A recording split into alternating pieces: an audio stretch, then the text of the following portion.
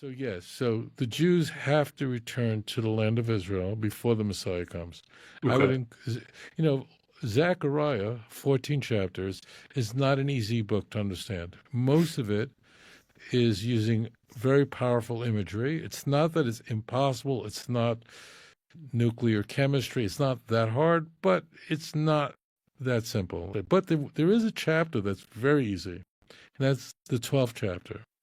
So you can just sit down and go right through it, and you just read it like you're reading Genesis. It's very simple. The Jews returned back to the land of Israel after a long exile. Now, there are other prophecies as well. So the Jews go into exile for a very long time where they have no sacrificial system, no priest, no king, none of those things. And then they return back to the land of Israel. And Jerusalem is their capital.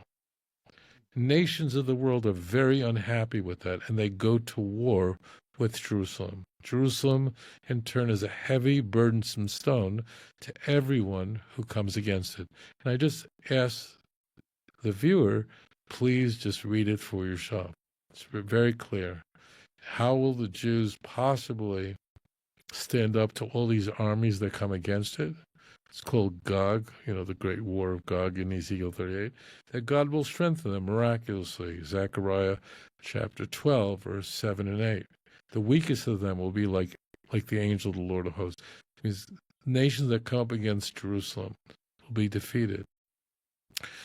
And then the Bible says there'll be a terrible trauma.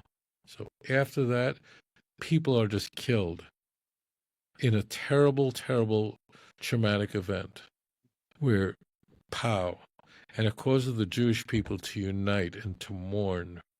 They're going to turn to God because of this great mourning. I believe, I can't prove this to you, but I believe this for many reasons, that that's what occurred some 400 days ago on October 7th.